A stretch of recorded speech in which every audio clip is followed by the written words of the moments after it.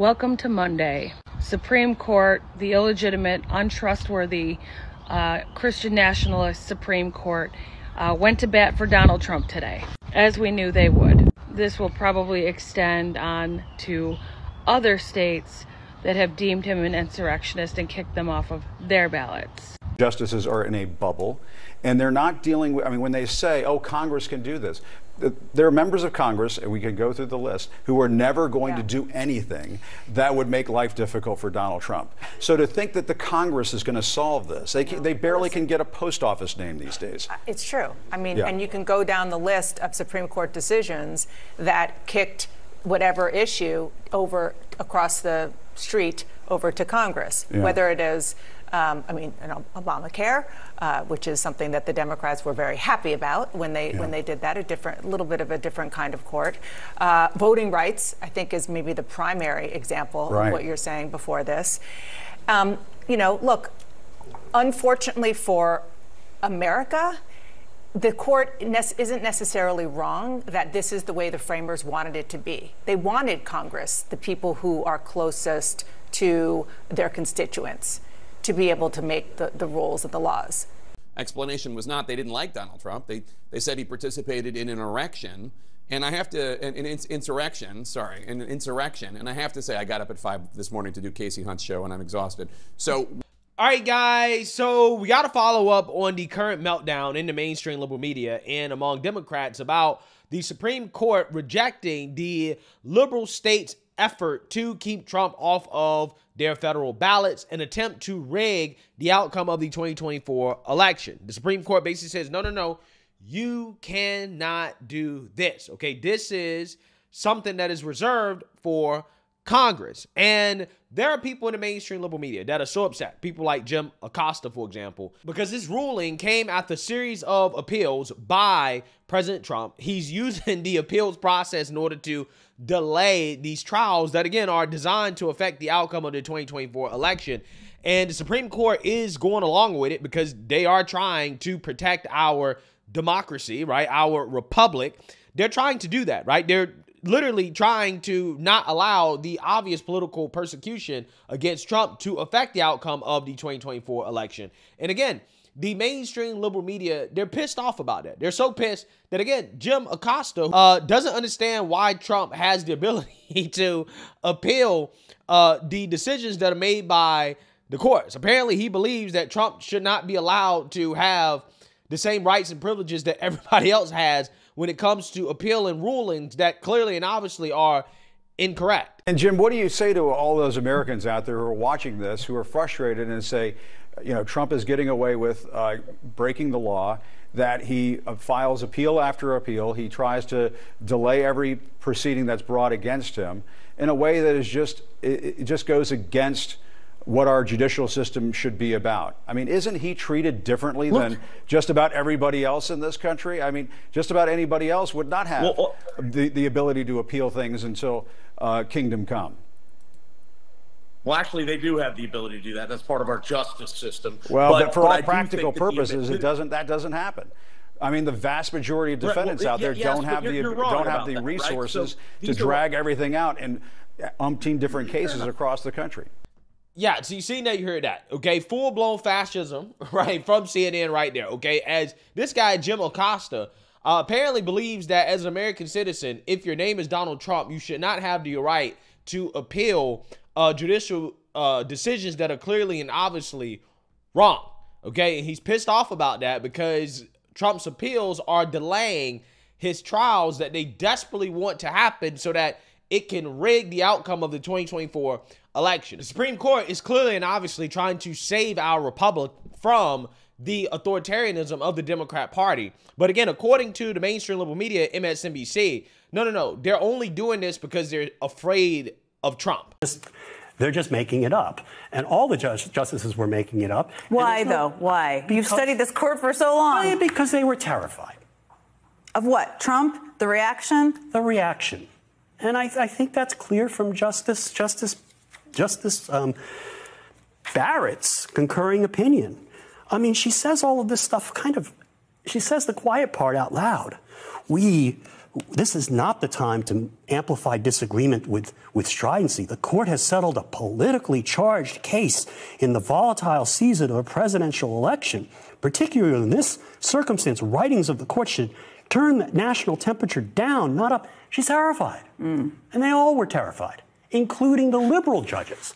Okay, the only difference that I can see between what the liberal judges said and what the majority said was they probably would have restricted it to the president. But if they do that, the opinion would have been even worse, because at least it would have been looked like you just cherry picked the president out of a pile to say that the presidency is somehow special from all these other. And there were other insurrectionists too. And there are other insurrectionists. I mean, look, the bottom line is they were never ever going to rule against Trump here, and not because it was Donald Trump, but because of the fear. Again, this is a mask off moment from the mainstream liberal media, okay, in regards to the pro-democracy agenda of the Biden administration, okay, because it's not democracy in the true sense of the meaning of the word. No, it's actually democracy TM, right? That's what it is, okay? And this interview right here from CNN with Mr. Jamie Raskin is exactly what I'm talking about, because Democrats have taken a decision from the Supreme Court and said, okay, bet. We have to ban Trump through legislation in Congress.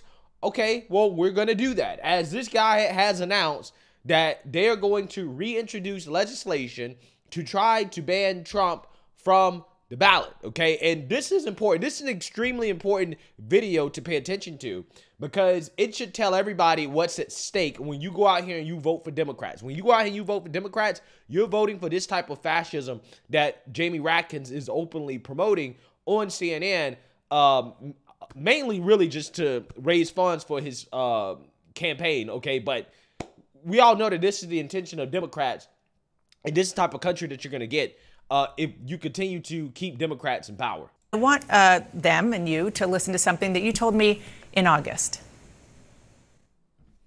We've been saying all along that Section 3 of the 14th Amendment presents a clear and unequivocal statement that anyone who is sworn an oath of office, and by the way, not just a president, but members of Congress and others who hold federal office, who engage in insurrection or rebellion, having sworn an oath to uphold the Constitution against enemies, foreign and domestic, can never serve again in federal or state office. Donald Trump is disqualified. So, Congressman, now that you've read the Supreme Court decision, which effectively says that they don't agree with that argument, what's your response? Well, the court didn't exactly disagree with it. They just said that they're not the ones to figure it out. It's not going to be a matter for judicial resolution under Section 3 of the 14th Amendment, but it's up to Congress to enforce it. I disagree with that interpretation just because the other parts of the 14th Amendment are self-executing. People can go to court and say that something violates equal protection, even if there's not a federal statute that allows them to do that. But in any event, the Supreme Court punted and said it's up to Congress to act. And so I am working with a number of my colleagues, including Debbie Wasserman Schultz and Eric Swalwell, to revive legislation that we had to set up a process by which we could determine that someone who committed insurrection is disqualified by Section 3 of the 14th Amendment. And the House of Representatives already impeached Donald Trump for participating in insurrection by inciting it. So the House has already pronounced upon that, and there was also a 57-43 vote in the Senate. The question is whether Speaker Mike Johnson would allow us to bring this to the floor of the House. A big question. I'm going to get... Yeah, so you see now you heard that. Again, this is a big deal, okay? And the reason why is not because it actually has a realistic chance of passing during this legislative session. It doesn't. But it's about the future of the country, okay? When you come out here and you vote Democrats, what you're voting for is eventually for Democrats to do this, okay? They're going to try to draft legislation that will allow them to remove their political opponents from office when they don't like the behavior of their political opponent, or if the political opponent is outside of the establishment, okay, if they see their political opponent as a threat to their agenda, they are drafting legislation to not allow them to run for office. This is what they want to do. This is the type of totalitarianism that is present in the Democrat Party, right? And they're open about it, okay? These are the same people that run around and talk about, we love democracy, right? Until it comes down to people that they disagree with politically, and at that point, no, they actually hate democracy. They're letting you know that, no, you should not have the ability or the choice in regards to who you want to run this country. No, we make that choice for you, okay? We tell you who's an insurrectionist and who's not an insurrectionist, even if they haven't had due process, okay? Trump has not been charged with an act of insurrection. In fact, nobody that participated in anything having to do with January 6th has been charged with an insurrection. But under this legislation that the Democrats want to push, not only would they bar Trump from running for federal office, but they will bar anybody that they deem as an insurrectionist, again, without due process, for running for office. Again, this is the type of stuff that they do in Russia. You know, they complain so much about that Putin guy and what he does over there in Russia, allegedly what he does. This is what Democrats are trying to do right here in the United States of America. This is what they're trying to do. They did all that boohoo, whining, and crying when Putin's political opponent, Alexei Navalny, passed away. But Putin banned him for running for office.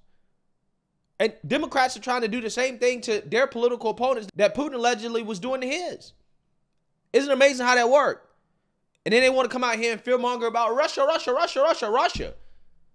Seems to me that the party of Russia, or the party of Russian anti-democratic tactics, are the Democrat Party, right? The Democrat Party is anti-democratic. And they show you that every single chance they get. But Byron Donalds spoke out about this. He actually spoke on this issue of Democrats coming out here and basically announcing that they're going to try to pass legislation to ban Trump for office. Take a look at what he had to say. I am working with a number of my colleagues, including Debbie Wasserman Schultz and Eric Swalwell, to revive legislation that we had to set up a process by which we could determine that someone who committed insurrection is disqualified by Section 3 of the 14th Amendment. Well, this morning, House Democrats wasting no time fighting back after the Supreme Court unanimously ruled against Colorado's effort to ban Donald Trump from the primary ballot. Well, you know, the Supreme Court yesterday said keep him on the ballot. It's up to Congress. Now, Congress, some Democrats there want to change everything. Well, look, they can say whatever they want, but it's not going to be successful. It's not going to get through the House. It's not, frankly, it's not going to go anywhere in the Senate. So this is just them trying to keep up their lame story, trying to, frankly, interfere with this election. That's what the Democrats have been up to this entire time. But it's not going to matter. It's not going to happen. The Supreme Court was clear. The voters will decide this general election. Yeah, and hopefully that won't ever happen, okay? Because Mike Johnson, the Speaker of the House, will not allow that type of legislation to come to the floor, at least not this time around. But I want you guys to understand what's at stake here, guys, because quite literally, our republic is at stake. Democrats going to come out here and say our democracy, TM, is at stake, which doesn't actually really mean democracy or the actual sense of the real definition of democracy. It actually really just means their authoritarianism, okay, their power and control is at stake. That's actually what they mean. This is why I call it democracy, TM, okay, trademark. But when you talk about our republic is actually at stake, okay? I'm so serious. Because Democrats are openly telling you, if you give us more power, if we win the House and the Senate and the presidency, this is what we're going to do. We're going to pass legislation that allows us to ban our political opponents, people that we disagree with politically, from being able to run for office. This is what they're going to do, guys. Okay, and this should motivate you to get out there and to vote, okay, in 2024, to vote. Because if you don't vote, if we just sit home and we allow Democrats to take back the House and to expand their lead in the Senate, this is the type of legislation that they're going to pass, and they're going to ban the Republican Party, guys, right? That's what they're going to do.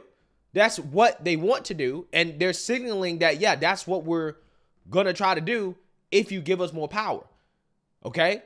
They're probably going to try to expand the Supreme Court. They're going to try to accumulate as much power and control as possible if we allow Democrats to continue to get elected. Okay? That's what's going to happen. So if you don't want to live in a country where Democrats have complete power and control, where they can just ban people from running for office that they disagree with politically, then you got to get out there and you got to vote against that. You got to vote against it. Because that's what they're going to do. They're signaling that, yeah, this is what we're going to do. This is what we want to do. So, hey, our Republicans at stake in this election. And we need to get out here and vote like that's the case, because it is. Let me know what you guys think. Make sure you like, comment, and subscribe. Most importantly, share a Black conservative perspective. Peace.